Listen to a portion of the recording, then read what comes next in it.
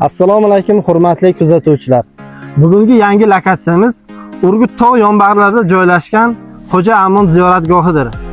Bu ziyoratgoh Urgut markazidan 5-7 kilometr uzoqlikda joylashgan bo'lib, mashina yoki piyoda 20-25 daqiqada yetib borsa bo'ladi. Bu ziyoratgohning tarixi shunday iboratki, assalomu alaykum. Va alaykum assalom. O'zboq yaxshimisiz? Tinchmi? Charchamayapsizmi? Biza YouTube platformasi uchun shu ijtimoiy tarmoqlarga turli xil ziyorat joylarni, mana shu har xil qadam joylarni videoga olib, qisqacha ma'lumotlar olib yig'ib. Mana shu yerda tarix to'g'risida, qanaqa joy bu, qachon tashkil topgan, shu to'g'risida ozroq ma'lumot bersangiz. Mayli uka. Bu yerga Xo'ja Amun ziyoratgohi deyiladi. Bu kishining asli otlari, ism shariflari Xo'ja Muhammad Abu Abdulloh. Muhammad payg'ambarimizning amakilari, Abu Tolibning farzandlari. Bu kishilarning dadalari Xo'ja Sochchinor deymiz, Ko'piyon qishlog'i. Ular Balxdan bo'lgan, Bag'doniy Jelon qishlog'idan, Al-Jeloni deydi. 9-asrning 21-yillariga 1300 yillar oldin dushmanlari kofirlar ushlaydi, dadalari 4 aka uka 2 singlarining bir allomani olib kelib, mana buni o'qib bajaringlar degan ekan. Bu kishilar o'qib qaraylarki, u Xudoga to'g'ri kelmaydi. Hattoki ular aytgan ishlarni bajarsalar, mana bizlar bandalar ularni qo'liga bir azob bilan yuraykan. Bajarmaganlari uchun ushlab uradi, o'ldirmoqchi bo'ladi. Bir iloj qilib ularni qo'lidan Bag'doddan qo'sharlar. Bag'doddan Termizga, Termizdan Qarshiga, Qarshidan Tog'matog' Urgut tumani 4 tomonga kelib yo'shinarlar.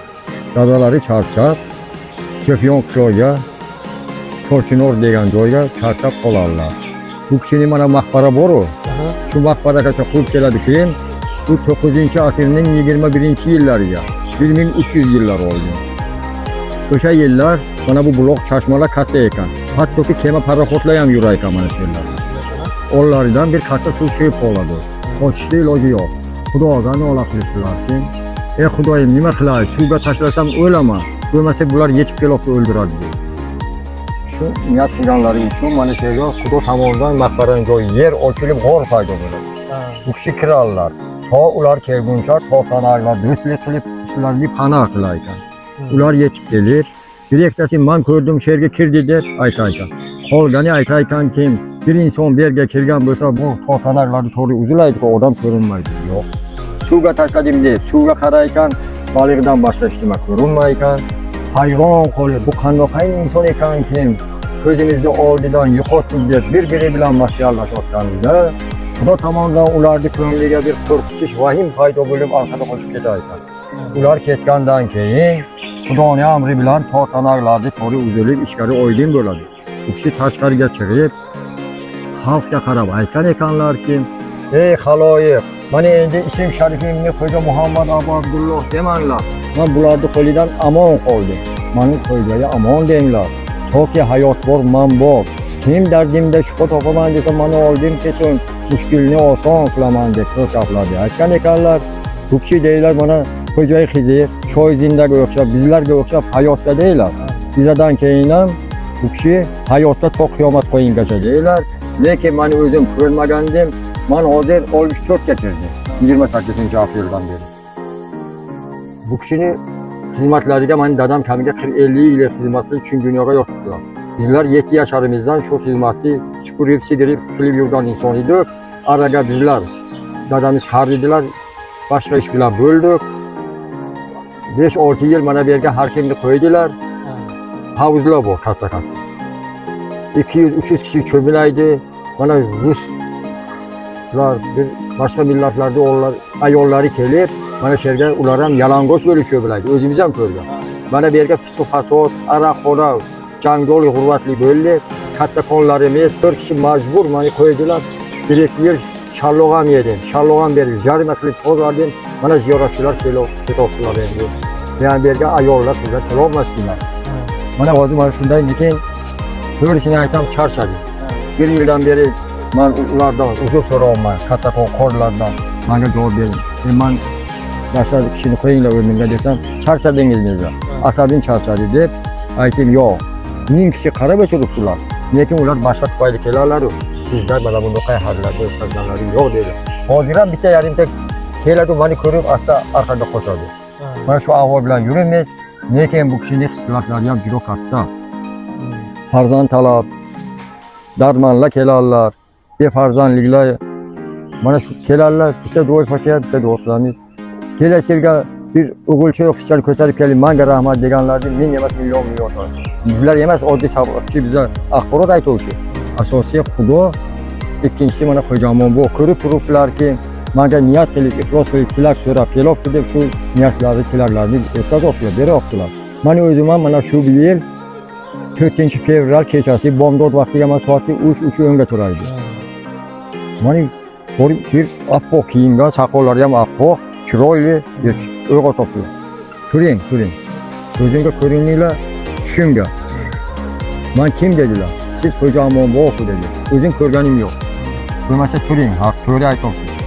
Muhammad payg'ambarimizni bir ziyorat qilib kelamiz. Xo'p deb ko'zimni ochsam, telefonimni olsam, yastovim tagidan soat 3dan 10 turibdi. Chopib turib, toza bo'lib, masjidimizga bomdodga keldi. O'zim bilmab qo'lim, mendan o'g'limchi o'g'illarim pasportimni olib, hajga yubordi. O'zim bilmab qo'lim 2 marta Muhammad payg'ambarimiz Madinaning o'ziga, qabrlariga borib, xatmi sag'ir qildim. Mening dadalari katta mulla o'tganlar. U kishining mazoratga borib, u kishining 2 marta haj qildim. Endi deyman, bu hayotni ko'rdim, hammasini. Yaxshi kunni ham ko'rdim, yomonni ham. Endi boshqa nima? Muhammad payg'ambarimizning yoshlariga ham kirganga o'zim hayron qoldimki, 63 ga kirgandi fevral oyi. U kishi ham 63 ga. Borib ziyoratga o'shanga dumog'im cho'g'in ekan. Xafa odam o'zim ochilib ketdi. Hech hayronmanki, xudo qanday qildi? Mana bu xizmatimni inobatga olib Xo'jamon bo'm yubordilarmi deyman. Endi birov chiq desam chiqmayman. Meniki chiqmoqchi edim, bu ishni tashlamoqchi edim. Mana qarang qanday. Ko'rmagan joyim bir payg'ambarimizni ziyorat qildirdi, ha?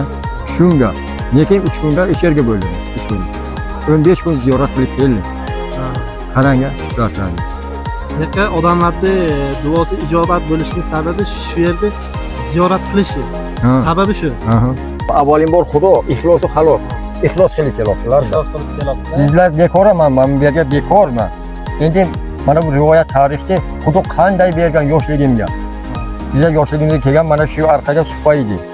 Katta qorilar, bobolar, bolalarim, mana bu rivoyat tarix ma'lumotni quloqqa olinglar, arqa qo'yish kerak. Hammamiz bu dunyodan o'tamiz deydilar. O'sha vaqtda meni quloqimga kelgan. O'shalarning ta'lim berganlari. Hech o'zim hayron. Xudo biladi, mana G'o'shi, Ixti G'avsul Azam bu deyla G'avsul Azam emas. O'z qishlog'iga. Xo'ja Abul Qodir Al-Jeloni ukalarining o'sha boynanga aytganing dushmanlari yerga qo'yib boradi. U kishi bir daraxtlarni mana bu yerda zo'riga o'xshaganni arasiga charchoq yo'qshinarlar. Ular ko'rmasdan o'tib ketadi. Bu kishining bir ko'zlari tushadiki, bir qiz balani bir cho'pon yigit azob beriyor.